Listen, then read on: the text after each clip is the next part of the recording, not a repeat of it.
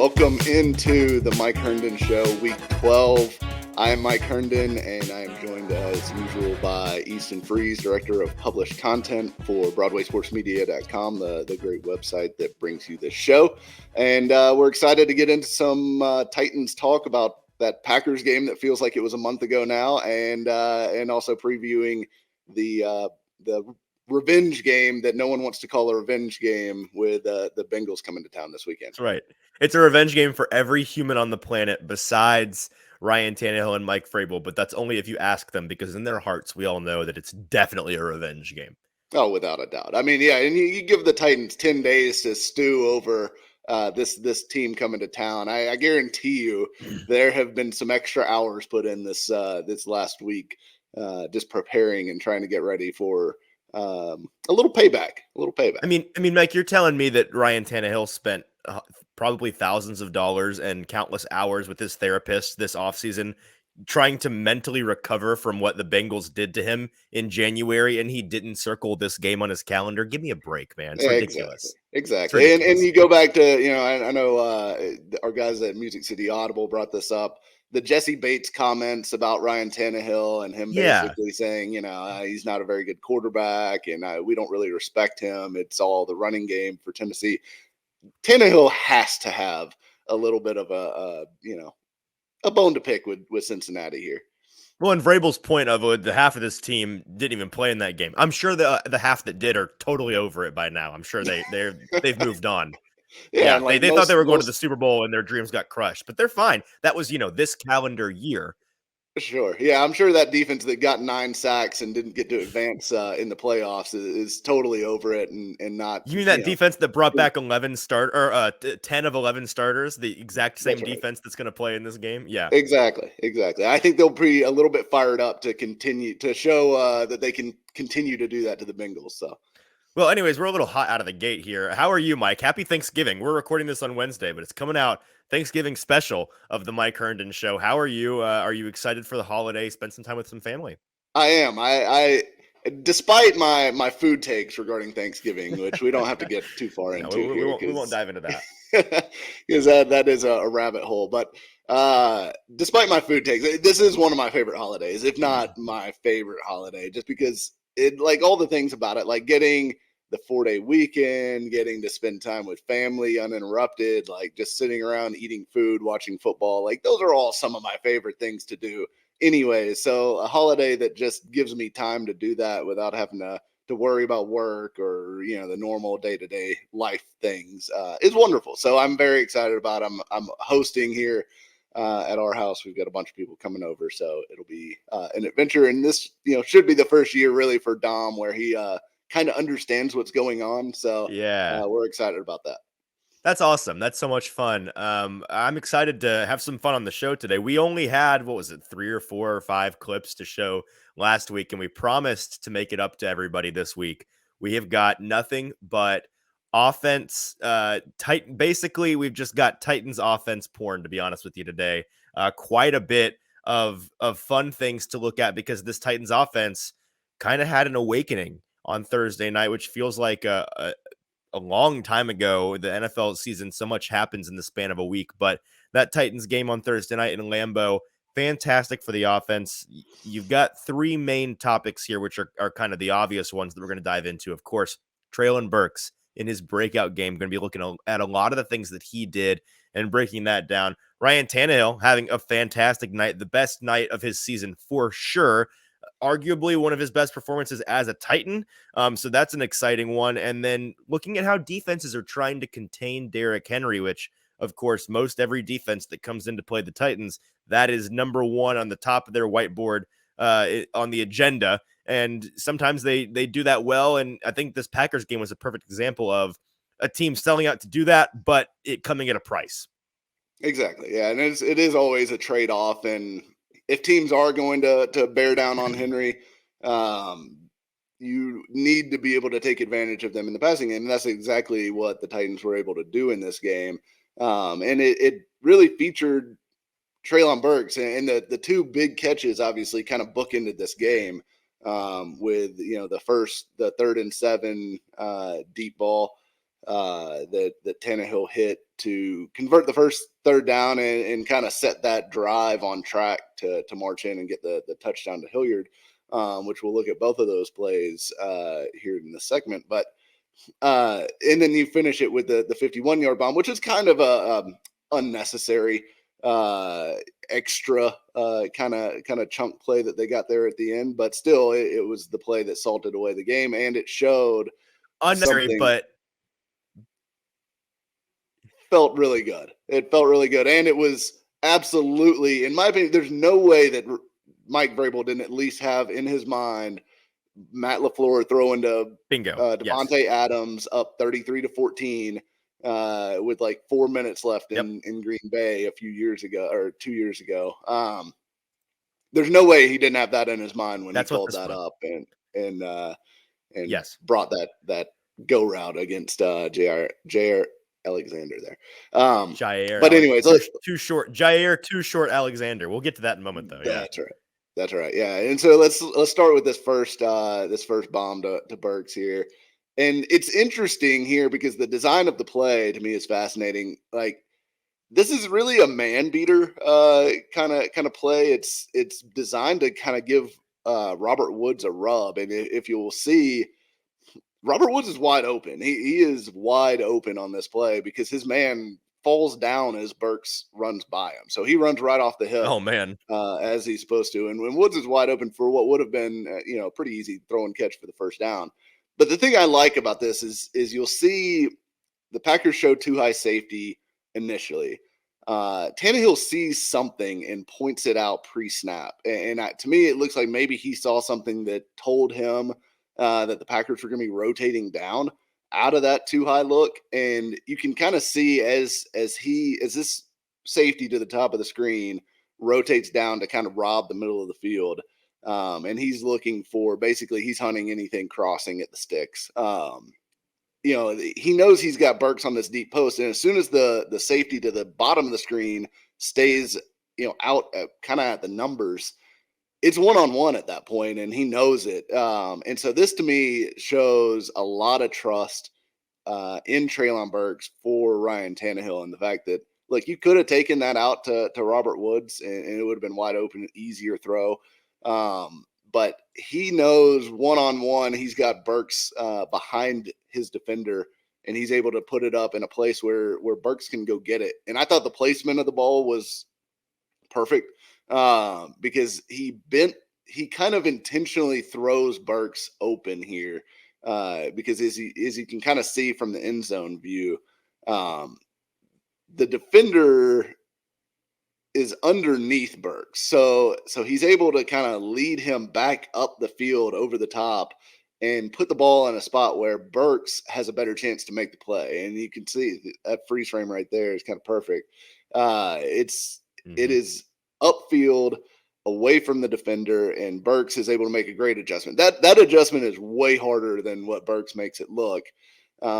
Being able to bend your route, make a play over your shoulder while the ball is really behind your head. I mean, right here, the ball is coming down behind his head. Unless a receiver may try to flip here.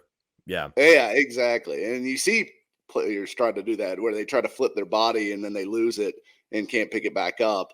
But he tracks it right over his shoulder, makes a fantastic catch. And the defender does a decent job of getting back in to the play and into the fight there and trying to get a hand on that ball to knock it free. But Burks has extremely strong hands, and that's something that showed up a few times in this game.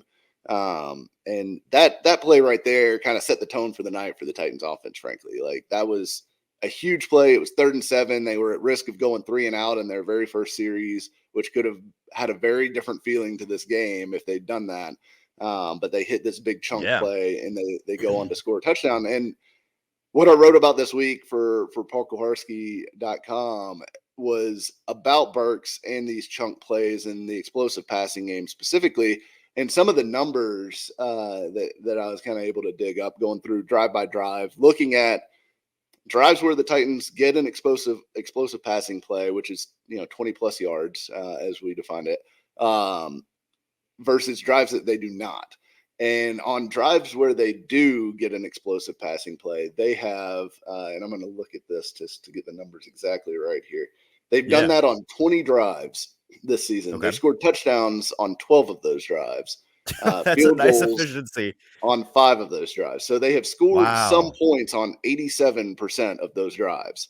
Wow. Or no, I'm sorry, 85% of those drives. Yeah. And they scored touchdowns on 62% of those drives. So really, really high chance that they're going to score points if they get at least one pass of 20 plus yards. When they don't get an explosive passing play, they've had 82 of those drives. They've only scored 10 touchdowns in those 82 drives, which is a rate of 12% compared to 62. Yeah. And they've only kicked 6 field goals out of those 82 drives. So total scoring opportunities out of that is something around, it's less than 20%. So the Titans are 5 times more likely to score a touchdown if they get an explosive passing play on a drive, and they're 4 times more likely to score points at all.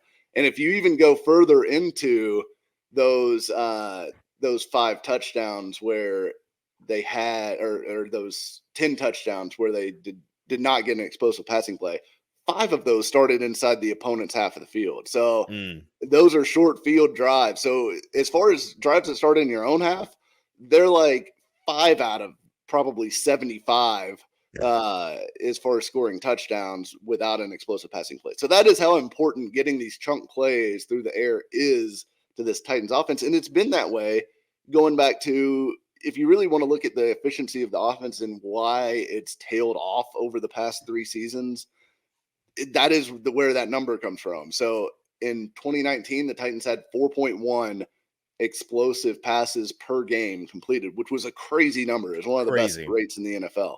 Yeah. In 2020, that dropped to 2.8 per game, which was about middle of the pack, mediocre. And then in 2021, to ask what it was in 21. It dropped down to 2.1, and it had been even lower than that this season before the last 2 games. So the last 2 games, they've gotten 8 explosive passing plays in the last 2 games combined, which is obviously very small sample size, but a rate of 4 per game, which is closer to what they were, or almost exactly what they were in 2019.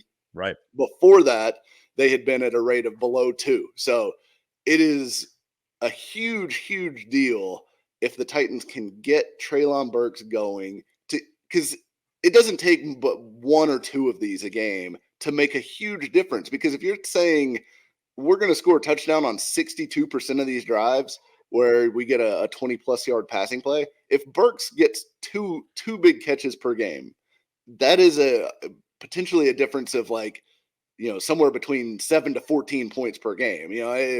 Probably if you want to look at it on average, it's about 9 points per game. What that just 2 catches of 20-plus yards from Burks would bring to the table. So that is the kind of thing that could materially change the outcome of what this Titans offense can be. So if you look back at Burks' college tape and his college numbers, he led all of college football during his 3 years at Arkansas in deep passing yards. So passing yards of, on just catches of 20-plus yards. He also led in total receptions of 20-plus yards over that frame. So he is an elite deep target. That is what he was at Arkansas. Now, he also had a huge run after catch numbers, which we haven't seen quite hit those numbers yet here. Right. With the run after catch stuff. But as a deep threat, he is legitimately a deep threat, even though I know he doesn't fit the mold. That's the thing. I feel like a lot of people look at it and they're like, well, he ran 4.55, I think, at the combine. He's not a super fast guy, but he was clocked at 22.6 miles per hour on a 91-yard touchdown in college. Pretty fast. According to GPS, which is faster than any ball carrier in the NFL this season. Yeah. So he does have game speed. And I think the 40 time comes down to he's not necessarily a quick out of the blocks guy. He is more of a guy that builds speed, but that can work for a deep ball guy. If he is able to get out of his, out of his stem and get on top of a cornerback, he really does have that second gear where he can open things up and really create separation downfield. So I think Burks' emergence and what we saw from him in this game with these two, deep catches, and also like there was another catch that I think I had in our clips package here that just showed his contested catch ability, which I think is a little underrated as well. Yeah, here we go. So this play here is, I think it was a first down, so it's not a huge conversion here or anything, but it is important to get these first down yardage so you stay ahead of the chains, especially with the way the Titans offense is. But the play by Burks here, like you can see his whole route, and Jair Alexander does a great job of closing on this and coming over the top and swiping down on the ball here. But Burks catches this ball out away from his frame. That is the key here. Like he doesn't let the ball get into his body, because if he does, that is a pass breakup for Jair Alexander. He gets this ball, his hands are out in front of him, away from his body, and he catches it and secures it immediately. And like his hands are huge. Like we've all seen the pictures from I think there was a couple pictures from training camp where you could just see his gloves on the ball, and it looked like a Nerf ball in his hands. Yes. So that is going to help him on stuff like this, where he catches that ball securely and cleanly with his hands, and that thing is not going anywhere. So plays like this will earn him trust from Ryan Tannehill, and this will earn him some opportunities on third downs, I would imagine, where they're looking at trying to get him on a slant or something like that to use that big body and those strong hands to be able to just complete contested throws that we know are going to be contested on short, third and medium type plays. So there's a lot to like about what Burks put on tape in this game. And I just think his importance to this offense cannot be overstated at this point, because he is the only guy that can do this on this team. Robert Woods had a really nice game too, but that is kind of a Jenga piece for them, because Burks different player is a very different player. He's the guy, him and Kyle Phillips, which we aren't going to see Kyle Phillips this week, it seems like, and who knows when he's going to return.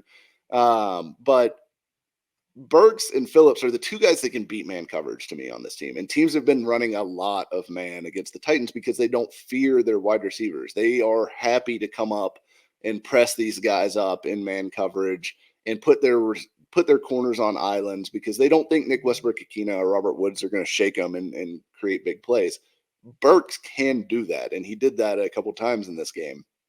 So if he gets going, and it forces teams to treat their offense a little bit differently as far as being so willing to play man. And it doesn't have to be, oh, well, they're never going to play man again because Treylon Burks is out there. It's small adjustments on the dial. Like if they go from playing 31% or seeing 31% man coverage to, 25% man coverage, or, closer to league average, that could make a big difference in the way that Robert Woods performs, because Robert Woods is a really good receiver against zone. He always has been. He's got that great feel for space and being able to settle down, which we see in one of the clips, I think, in the Tannehill portion that we'll get to here. But Nick Westbrook-Ikhine is the same way. He is not a great man separator, but he is good at finding those soft spots in zones and getting open.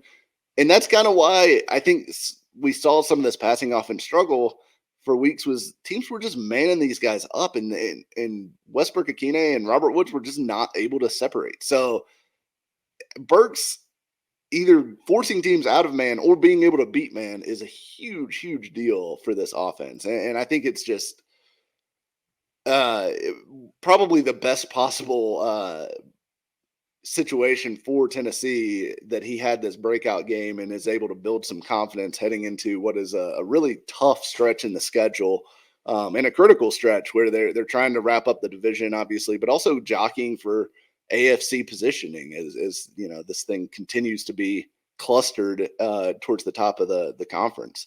And here is the clip for this deep ball at the end of the game, which, first, I love that, like, I do think this is a little bit of an FU to Matt LaFleur, but I also think it's smart in that, it was 2:04 left in the game at this point. And you're going to stop the clock after this. The Packers are going to line up. And I mean, if you look at the way the Packers line up before this snap, the safety, I believe, is 8 yards. The deepest safety Eight is 8 yards, yards seven off and a of the half line of yards off the line. scrimmage. So it is, I mean, there is no safety help at all. Like, they're not even pretending, like, in fact, he walks up to 5 yards by the time it's snapped. They're not even pretending that they're going to try to give any help over the top. So it is a good look for this play, and it is an opportunity for them to take a shot where the clock was going to stop either way. And you know, a deep shot is going to take more than 4 seconds off the clock. So you're not worried about like, oh, well, we threw it and the clock stopped with 2:01 and now they got a free timeout basically. So it's a smart move on their part from a clock management and game management standpoint. But Berg's running right by Jair Alexander here. And then he's able to work the hand fighting, which, you know, that's something that I feel like separates the really, really good receivers at the NFL level. Is you've got to be able to win these hand fights with these corners because they're going to get physical. They're going to put their hands on you. You can't expect to just run by everybody like you can in college for a lot of the guys that are like the primo athletes. So you've got to be able to win these little hand battles. And he does this against Burks, or he does this against Alexander, I'm sorry. And then again, this throw is really, really good from Tannehill. I don't want to take too much away from it, but it is a touch inside. Like if I'm nitpicking, it's a touch inside, which gives Alexander a better chance to make a play on the ball. But Burks does a really nice job of working back inside to this ball, making the catch again with strong hands, despite Alexander contesting it. And then watch him just carry Jair Alexander for 20 yards. Watching this live, I was a little disappointed he didn't drag him all the way into the end zone. It would have just been so delicious to see him I pull him kind of all the thought way in. he was, but I Me think too. ultimately I think he probably would have had it not been the game situation that it was, because you can see he's very concerned about ball security at the end of this. Like he is putting both hands on the ball and is just not going to fumble, which is smart. Like that is the priority in this situation, like clearly. But sure. I think if it was another situation, maybe he does do a little bit more to try to shake Alexander off and get into the end zone there. So phenomenal play by Burks. Like that is really exciting. And that's against one of the best corners in the NFL. Like I know Alexander hasn't had the greatest year necessarily this year, but he is one of the best corners in the NFL. And to be able to do this against that guy and then get up and give him the little too short, Too short. little hand sign there. I just think it shows some, like, I think any good, really elite NFL wide receiver has to have just a little bit of that, like, FU in them. Like, they got to have a little bit of that. You can't guard me.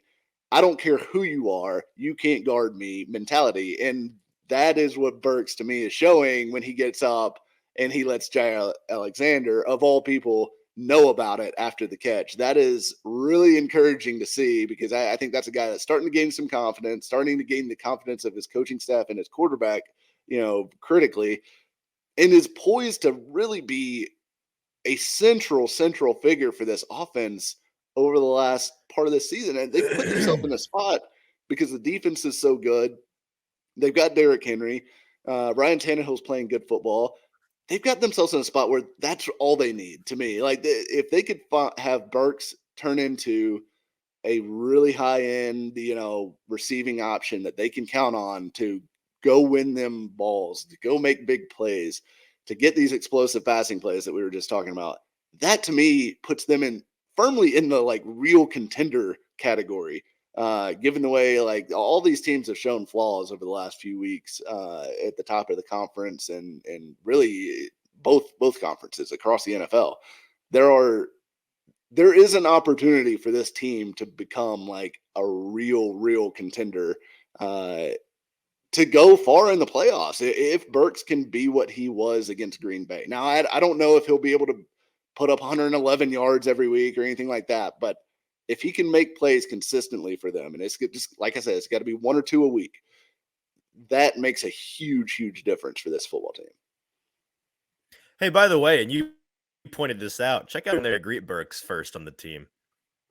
I love it. Yeah, Aaron Brewer, 51 yards downfield, and after pass blocking, he is the first one down there to meet him. Brewer, look, Brewer's got flaws, and we'll see. A freak athlete.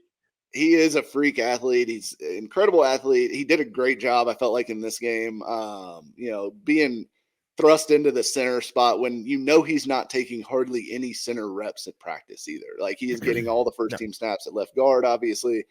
So him getting in there, being able to execute the snaps, no exchange issues during the game, and then also just being able to hold up. Like, he had zero. I think he allowed one pressure in this game from a pass protection standpoint. In fact, the entire interior trio had just one pressure allowed. So they did a really good job interior on pass protection. And yeah, Brewer, to me, I thought really showed some promise for what I think is his eventual position at the NFL level. Probably after Ben Jones retires. So Right. Well, that's let's go ahead and stuff. yeah, it is. And let's look at some a different topic here. Some plays looking at Derrick Henry's influence on the way that the defense plays the Titans. This first clip is Henry versus a 5-man bear front with 11 personnel on the field for the Titans. And let's look at, just talk us through what it is you're seeing from the defense, that it's just how much they're keying on him from a game plan standpoint. Yeah, and so the Packers were the most extreme that we've seen so far, but it is something that I've started to see more and more over the course of this season. As the Titans' passing game hasn't been as much of a threat as it has been in years past, at least before these last two games, and the running game is pretty much carried this offense. So teams have clearly keyed on Henry, but if you look at this pre-snap that the Packers are giving the Titans are really, they're spreading the ball out here, right? Like, they have 3 wide receivers on the field. They're running out of 11 personnel, trying to get a lighter box for Derrick Henry. But what the Packers show is they're still running a 5-man front, which is very odd when you've got that kind of formation and personnel package on the field. So you can see they've got 2 outside linebackers in the game. They've got 3 interior defensive linemen all lined up between the tackles, which is what makes this a bear front here. So you've got basically 3 interior defensive linemen between the tackles, and you get the 1 off-ball linebacker. So the idea here is they're going to keep this number 7, the off-ball linebacker, which I believe is Quay Walker.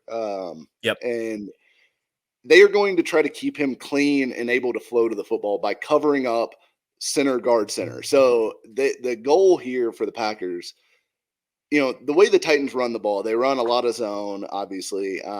That's their bread and butter.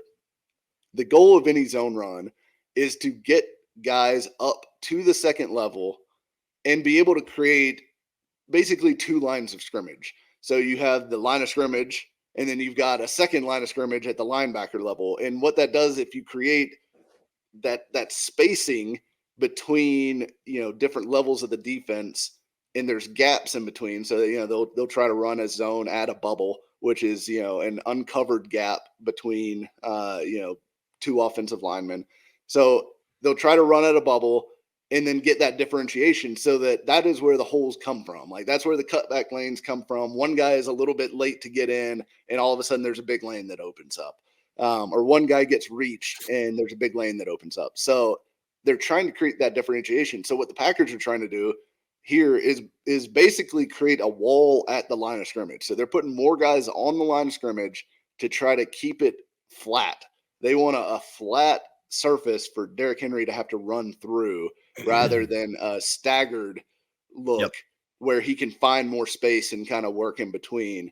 And then they're also wanting number 7 here, Walker, to be able to just go flow to the football and clean up. So that's what teams are doing, and it's really successful. You'll remember really these 5 and 6 man fronts, and we saw a good amount of 6 in this game, which is extremely rare for most games, because it leaves you with 1 off-ball linebacker, which obviously leaves you very prone to giving up passes in the middle of the field, which we saw the Titans be able to do in this game. Hitting Hooper, hitting Woods, hitting Nick Westbrook-Akine, all in the middle of the field.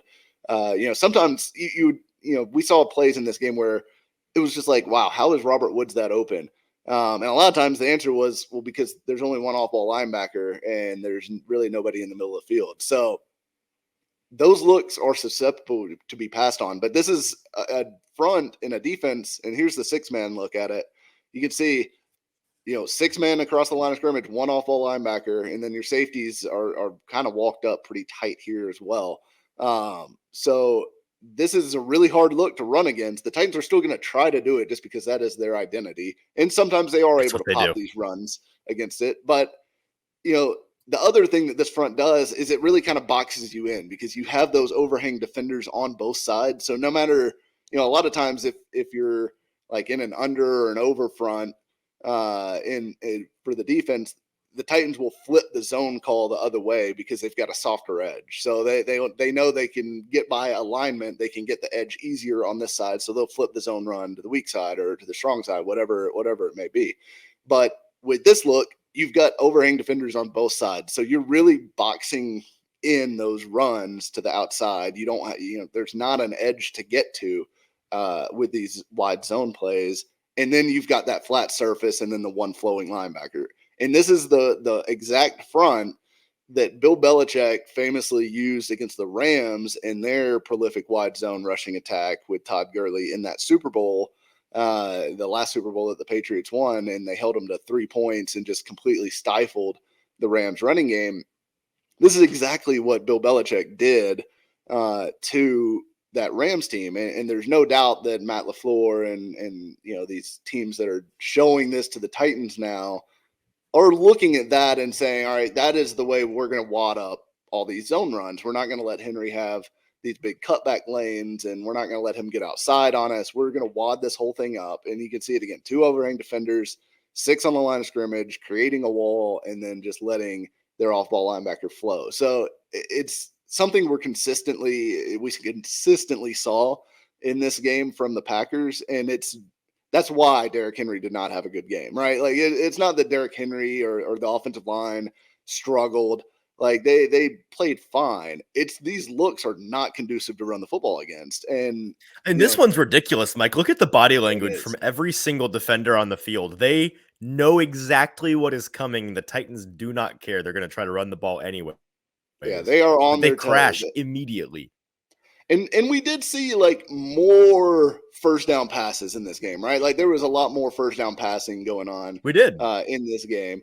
So the Titans, it's part of the success through the air was because the Packers were giving them these looks and they were throwing against it, but they didn't completely abandon the run either. I think Henry ended up with like 28 carries. So they clearly were able to continue to get him the ball. Of course, sustaining and continuing drives helps them get him more opportunities and stuff like that. So it wasn't and that's the give and take you can have when you've got a passing game. When you get looks like this, you can actually make teams pay. It's crazy how that works. You got an elite running back in Derrick Henry.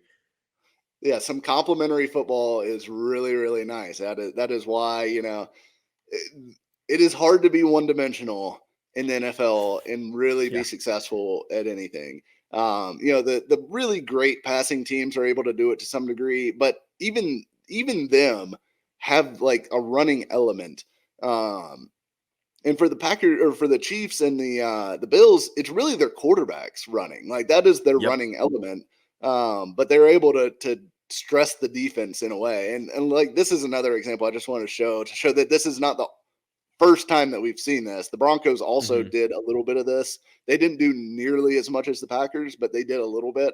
And it's that 6-man front off-ball linebacker.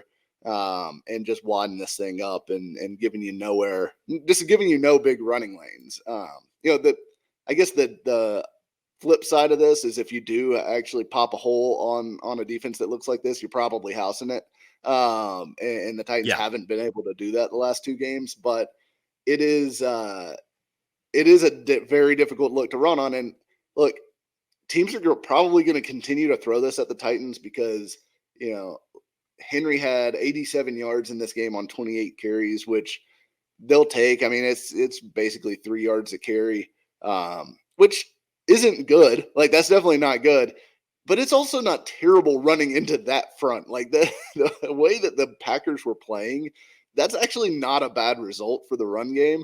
And we saw what they could do in the pass game because of it. So as long as the Titans have the teeth to their passing game, like they did against Green Bay, that look will be it'll be difficult for teams to stay in that look like they did, because they're gonna see it not working and get out of it. So I think that's gonna be the key to like kind of yinging this thing back to the yang with Derrick Henry being able to run is continue to put on tape that, hey, we're going to beat you if you're going to run these 6-man fronts at us. Tannehill's going to tear you up. So that is a huge deal that the Titans have that balance and ability to force teams to play them honestly, or at least play a little bit less dramatic. Those are like old school bear fronts that the Titans saw in this game, which haven't been in vogue since the 80s, when teams were trying to stop Walter Payton and Barry Sanders and Barry like Sanders, that. Like that's where all that stuff came from, and like teams just don't run that anymore. So when you see it against a team like the Titans, it's like, yeah, it actually makes sense against the Titans because this is a unique offense and a unique running back. But it's crazy. It's very exotic stuff in the modern NFL. You will probably not see very many of those fronts against any other team in the NFL this year. But it's something that the Titans now have to deal with because teams have started putting it on tape and teams have started copying it. So if they deal with it the way they did against Green Bay, they'll be perfectly happy to see it again. But we'll see if they can continue that success. Yeah, absolutely. Let's look at another guy that had a ton of success in this game, Ryan Tannehill. We've got quite a few clips here from his night, and this, Mike, certainly there's no discussion to be had. The best game of his year, one of I think his best games as a Titan. I don't know what's your opinion on that. Maybe it's a little bit of recency bias, but I feel like this is one of the most complete passing games he's had. Yeah, I think it was definitely one of his best. I don't know if it was quite the best. I don't know if it was quite the best because he did have some stuff in 2019 and 2020 that was pretty outrageous. True, but it's the best in a long time, that's for sure. Yeah, certainly of the last two seasons. I would say the other game that comes to mind for me recently would be San Francisco, and then also the Texans game at the end of last season. Yes. Which Texans defense, caveat, all that, like for sure. But he definitely performed in that game at a high level, and that play where he broke the tackle and made the big throw to Nick Westbrook and all that was really saved the Titans' opportunity to get a 1 seed, which didn't end up mattering, but was a big deal at the moment. But this is his best yards per attempt game since 2019. So, he averaged 12.3 yards per attempt, which is a just stupid number in this game. And some of these throws were just ridiculous. Well, and that number, Aaron Rodgers has only averaged that mark of 12.3 yards per attempt or higher in his career at Lambeau Field 1 time.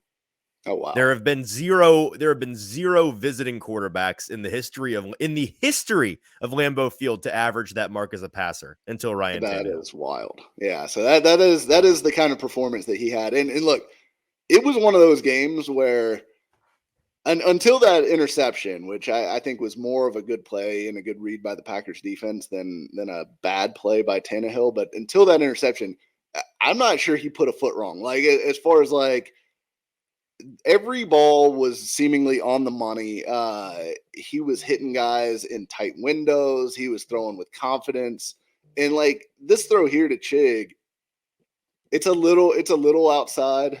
You'd love to see it a little bit closer so that Chig has a chance. He just wants to see those burners he knows Chig has, man. He knows he's got the wheels. He wants to see it. That's all. Exactly. Open it up. Let's go. But this was again, like you look at what the Packers are doing. This is that 6-man front. You see it there. And you see the kind of matchups it gives you. Like the Titans effectively have one-on-one across the board outside. And it's kind of a situation where Tannehill can pick his matchup and go. And the Packers bring a blitz here and they get pressure. And it is right in Tannehill's lap. And this is one of my favorite things about him. Like Chig is not even past. This might be his best attribute as a passer. He does not care at all how close he is to getting murdered. He will throw the ball Yeah, at the last second. he does not care about the rush whatsoever. It is incredible, honestly. With as many big hits as Every he's time he taken in does his this, career, Mike, every time he does this, I'm reminded of, I think it was the first season in Tennessee, that Raiders game when they were still in Oakland, when he opened it up to AJ down the field and got blasted the second he let go of the ball. yeah, That was the moment where you're like, oh, this guy's different from any quarterback the Titans have had in a long time. yeah, absolutely. And it's not like he's a big guy. Like, he is a skinny, like not physically impressive guy. But he stands there and takes some shots, man, and just is fearless in the pocket. And yeah, you can see where Chig is in his route and where the ball's already out of Tannehill's hands. So this is a lot of confidence in his rookie tight end, for one, that he's going to win this route. But then two, just knowing where to go with the football and getting it out of your hands and putting it in a spot where your guy can go make a play despite pressure being right in your lap. I mean, this is super high level quarterback. And again, like we talked about this a little bit last week on the show, there were some throws in that Broncos game that were elite throws that were just really impressive. Like the throw to Woods Yep. that he ended up dropping, I think was probably my favorite throw of the game from that one. Mm-hmm. But it's almost hard to pick a favorite in this one because the pass to NWI in the corner of the end zone. Many good throws, like just unbelievable game from Tannehill. And yes, please feed Chig the ball more. Like this that was an incredible diving catch. Good things just happen every time they throw him the ball. I just more Chig. He's still averaging north of 20 yards per catch, I believe. Yeah, it's insane. So this is one. This was a 3rd and 10, and the Titans don't quite convert, but it does set up a 4th and 1 that they end up converting. So effectively, it is a successful play here. But this is a well covered play. Like Austin Hooper is against press man coverage. He does a good job of getting outside leverage and giving Tannehill a spot to put this ball. But look at the accuracy on this pass. Like that ball can't be anywhere else and actually get caught. I mean, it like literally inches to the other side, and it's a miss because the defender's able to break it up. I mean, that is as tight as it gets. And also credit to Hooper. Like, I was critical of Hooper early on because he just was doing nothing. And he had a few plays where it just looked like he didn't know where the sticks were and just looked a little lackadaisical. His blocking was bad. He's really come on over the last few weeks. And I wonder if it's not just, time in the offense, starting to feel comfortable, getting a rapport with Tannehill, all that stuff. But it is clear that Tannehill trusts him to a very large degree, and rightfully so right now because he's making plays for him. And this is another one.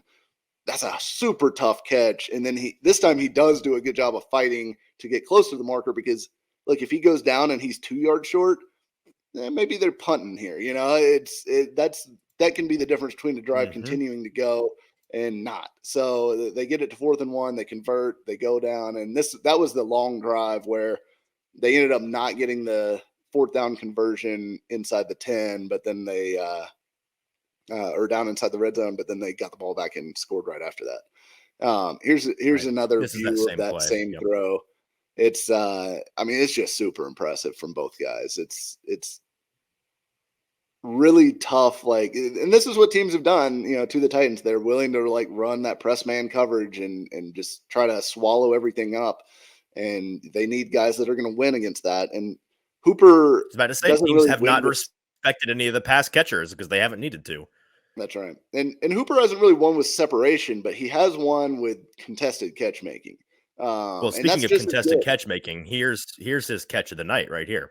Oh yeah, this one is phenomenal, and this is an absolute seed of a throw too, because really Hooper is not open by any means here. It is, and when Tannehill lets go of this ball is also interesting. Just understanding leverage and seeing like he's making his decision here, and like that. He's got a wide open guy, by the way. Look at that right there in the flat.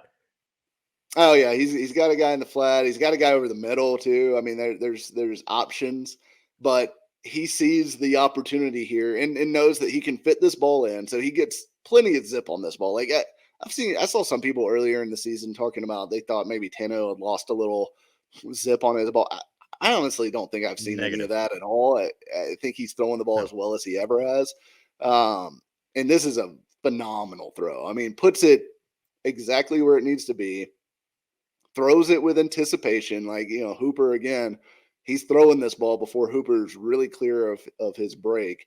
And it just puts it in the perfect spot for Hooper to go make a play for him. So these are really high-level quarterback plays, really impressive stuff. And Hooper, I just can't say enough about it. Like what a difference he's made over the last. If he keeps playing like this, he'll be back. I mean, him and Chig have revolutionized the tight end position for the Titans that was absent all of last year. Absolutely. Yeah. Both those guys are playing as plus players right now. And for a passing game that really needed, some juice for a while, especially with Burks out, those guys have been necessary. And obviously he holds on through a big, and illegal hit, by the way, which was not flagged. But Hooper, to me has been really impressive after a slow start. And it started with that Colts game where it felt like, and honestly, that was the game where it felt like Chig was about to pass him on the depth chart and maybe Hooper was going to be relegated to the bench or traded. There's the trade rumors out there with him. But he made those plays, and since then he has been like a different guy. Like I guess the confidence has come back, and he's just on a hot streak right now. So he continues to make plays for him. This is another impressive Tannehill play. If you watch on this one, this is going to be a pass to Robert Woods. And I did like, I talked about earlier, Woods being really good at finding those soft spots and zones. This is a third down play. It's third and pretty long. I think it's 7 or 8 here. And I like what the Titans do with this route combination because they're running Hooper and Woods kind of off of each other, and kind of letting Hooper clear the way for Woods. So that it looks like the Packers defense isn't quite sure like what's going to happen here. Like who's breaking in, who's breaking out. Nobody's really giving it away. And then just are they going to cross? Sits down. And Tannehill puts it on him on time, hits him in the numbers, allows him to scoot forward to pick up the first down. So I did like some of the passing concepts from this game, like that rub route that we saw earlier from Treylon Burks that got Robert Woods wide open, even though they ended up throwing it to Burks. That's a nice route combination. That's the stuff that I've been asking for them to do for a while to help some of these receivers like Woods, who struggle to separate against man. If they don't have schematic help, helping them with some of this stuff is critical. And that's something that the Titans started to do, the last couple weeks, but definitely in this game. I thought some of their route combinations helped the receivers, whereas that has not always been the case in the past. No, it's certainly not been the case. I feel like we've done more, done less complimenting route combinations of Todd Downing's design on this show than being praising of them. Here's another one. This is a pass to Nick Westbrook with some pressure in his face. And this again is another. I believe this is the one where it is. No. Yeah. I was thinking about the other throw to Westbrook, but this is a great throw. Like this is tremendous from Tannehill. Pressure coming. Like again, the Packers are loading up. Like they're coming.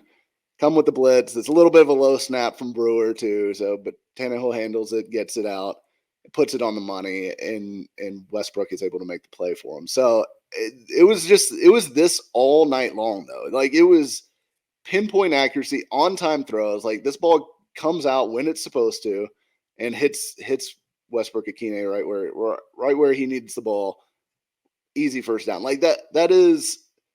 It's easy to like almost take that for granted that that's a throw that you hit all the time, but to actually hit it all the time is really impressive throughout an entire game. All the time. we Yeah. saw Aaron Rodgers miss several open throws, like where it was like, oh man, that's a layup. You got to Aaron was hit that. bad in this game, man. He was Straight bad. up And bad. honestly, I kind of felt like the Titans defense got let off the hook a little bit because I didn't think they had their best game. Like they played pretty good. Like they limited the run defense was good as it always is. There were some Sure. open guys in that game, Oh, yeah. and Rodgers didn't hit them. So I feel like they got let off the hook just a little bit. Now I'm not worried about the defense or anything like that. They were playing with like, I mean, no Autry, no Well, I believe Dupree. it was you who pointed out that in the last 2 weeks, the Titans defense has had 2 starters not miss time. Isn't that Yeah, the statistic on that? exactly. Yeah, Roger McCreary and Kevin Byard, the Iron Man of the Titans defense, because they've been able to When play was both the the last last 2 games. time when was the last time that he missed a game? Byard, God, I Yeah. can't remember one. Honestly, it's I might look that up in a moment because it's been a yeah. long time. Absolutely, yeah. He is one of those guys that for whatever reason he is able to stay healthy and on the field no matter what, which is a great skill to have as an NFL player. And Well, even as he obviously, it's ages, I mean, he's not showing any signs of aging in terms of his body breaking down in that way, which is really not at all. impressive. Yeah, not at all. Well, let's start. Let's finish where the Titans' offense started in this game. This is the last clip we have. It's the touchdown pass at the very beginning of the game to Dontrell Hilliard, who has been the certified trademarked touchdown goblin for the Titans in the red zone this year. Whenever you think it's going somewhere else, it's going to Hilliard, and he's been genuinely a very valuable sneaky weapon for them in the red zone. He definitely has been, and it's yeah, it's kind of crazy that he leads the team in receiving touchdowns comfortably with 4. Yeah. But this is another play where I really like the design. Like you've got Nick Westbrook-Akine split out to the bottom of the field. You've got Chig running a flat. So they're getting to basically what is a flood. Like it's a three level vertical stretch kind of concept. So it is essentially a flood concept, but they're getting to it from a really unique way because they're running. Obviously, Westbrook just runs the vertical to kind of clear out the corner, make sure that he runs with him deep. And then they're trying to get a high low on the underneath players. So you've got Hilliard, who comes out of the backfield and is kind of running a flag route, combined with Chig running just the straight out flat. So if you can play it through the catch here, they have one defender out there basically to cover 2, and there's just he can't be right. So like you're either going to hit Chig in the flat and give him a chance to run after the catch, or you squeeze it in there to Hilliard. And to me, like this is another example. It's not like it's wide open because Jair Alexander actually, or not Jair Alexander, but the guy who ends up out in the flat. I can't tell who exactly that is, but I think it's a linebacker there. He doesn't play this that bad. Like he kind of splits the difference between the 2 guys. He's trying to cover both if he can. So it's a good design because you've got one guy covering 2, but then also Tannehill's ball here throws Hilliard open because instead of leading him, which would have led him right into the path of where the defender was, he throws it back shoulder and lets him adjust and make the catch and squeeze into the end zone. So Tannehill is setting him up for success by throwing this off of his back shoulder. And, the design of the play is giving the offense, an opportunity to have an open man against its own look here. So really good design, really good throw. And obviously Hilliard, he does have like a really nice skill set. It's one of those guys that He does. you would have never thought it when the Titans signed him. No. But when he came over, it was like He's a replacement guy off the special street to try to fill the teams. gap for Derrick Henry. It wasn't Yeah. like that wasn't the idea for this to be what he became. When I think he was really initially brought in to like be a kick returner primarily, like Oh, he really? was gonna return kicks and maybe be a part of like the backfield by committee because I think he came in at the same time Foreman and Adrian Peterson did, but they basically just remade their whole running back room on the fly last year. But Hilliard is stuck around and rightfully so. Like he's got this skill set that he runs really nice routes. for running back. And I'm not talking about just like, oh, run out in the flat and turn around, or hey, just run 5 yards, and turn around. These are like wide receiver style routes. Like he's running a real flag route here. Like he'll run a nice circle route or Texas route at the backfield. Like he has a real skill set as a pass catcher that almost looks like a wide receiver at times. And then he's really fast. Like he is, every time he touches the ball, I'm Yes. like impressed because he just is moving at a different speed than most everyone else. And you can see it here. I mean, it's kind of a bunch of guys that not necessarily, nobody has the full car wash package, right? As far as the Titans pass catchers, but all these guys do some things well. And with Burks kind of now coming on as the guy that could be the difference maker, it kind of puts everyone else back down a peg where they should be. So like you've got Austin Hooper as like a good contested catch maker. You've got Chig as a really valuable playmaker if they can find a way to use him more, as a run after catch guy, and can really do anything in the passing game for you. Really athletic as a tight end, matchup nightmare. You've got Kyle Phillips, who whenever he returns, it will be kind of your guy that can shake a man in coverage and get open in a short area. You've got Robert Woods, who's a kind of a zone specialist almost at this point, and just a savvy kind of veteran route runner. And Westbrook Akine, who's a big body kind of zone guy too, who's shown the ability to make some of those contested catches over the middle. That is a nice combination of weapons. And you throw Hilliard in there as kind of a speed guy out of the backfield. And it's not as bad as I think maybe we all thought it could have been at one point this season. And frankly, as it was, like it was bad at one point this season, but it's come around, and we saw it in this game, and we may see more of it. I think we will, just because I don't believe anything that we saw in this game was really fluky. I don't know that they'll be defended the same way. I don't know that Tannehill will have as hot a game as he had in this game, but I think this is an offense that could look similar-ish to this for the rest of the season. I really do, especially if Burks maintains his breakout status from this game. Well, and if that's the case, they absolutely are contenders in the NFL. By the way, I looked up Kevin Byard has not missed a single start in his career. So I wasn't aware of that, but he's played in every single game in the past 5, 6, 7 years. So that's going to do it for our segment on the film from Thursday night. I hope you guys enjoyed. We once again went way long over our 30-minute goal, but we promised that we would because we were making up to you from last week. Hope that everybody enjoyed that bit. We've still got quite a bit to go through, including a discussion on a Mike Sando article that came out this week that is super, super fascinating. Mike is going to walk us through Mike Sando's article on Mike Vrabel. It's the Mike show here.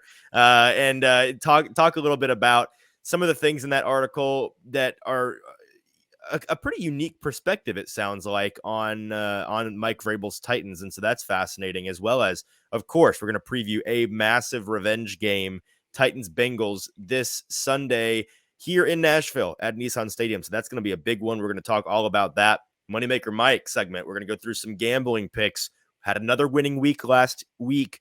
Still making money on the year overall, 22-18. So listen, if you pay the to become a Broadway Insider, that is, you're going to get your money back if you just listen to this show and bet along with us. It's a free content hack. Just bet along and get a refund on the show. But you can only get that if you're a Broadway Insider. You could also only get the Mic Drop segment, which is the very end of the show. Mike's going to leave us his hottest take of the week, which is always an entertaining time. You can get all of that and more over at BroadwaySportsMedia.com. If you become a Broadway Insider today, go to BroadwaySportsMedia.com. Go to the Insider tab and sign up. You get all of the Mike Herndon Show each and every week during the NFL season, which there's another half that we have not even gotten to yet, that it's going to be behind the paywall. You can get that in its video form if you're an insider. You also get early access to some of our articles. You get access to our premium articles, whether that's football or soccer. We got incredible World Cup coverage right now from our Speedway Soccer guys who do an awesome job. The World Cup in full swing now. Team USA fully in the mix, got a couple of big matches coming up. They're going to be covering that each and every day for the upcoming weeks. And as far as Team USA goes, but I'm sure they'll continue to cover throughout the tournament. We've got, of course, the stretch run of the NFL here that we've got fantastic content coming your way, whether it's in podcast or video format. We've got articles continuing to come down the pike from some of our best writers, including yours truly and Zach Lyons and Justin Mello and others. And so you got to get all that content, and you can only get it if you become an insider. Today, use code INSIDER to get your first month just 99 cents. It's practically free. And then beyond that, just the price of a cup of coffee each and every month to get all of that great content. And if you want to just get the annual pass, use code ANNUAL when you sign up today. And for a limited time, you can get your first year for $20 off, just $49.99. Set it and forget it. Get the whole year of content. It's a great deal, and it helps us continue to bring you content and keep the lights on around here. So we appreciate it. All right, Mike, let's get into our premium segments. For those of you that are listening for free, go over to BroadwaySportsMedia.com right now, sign up, and get the rest of the show. We'll see you when you get back then.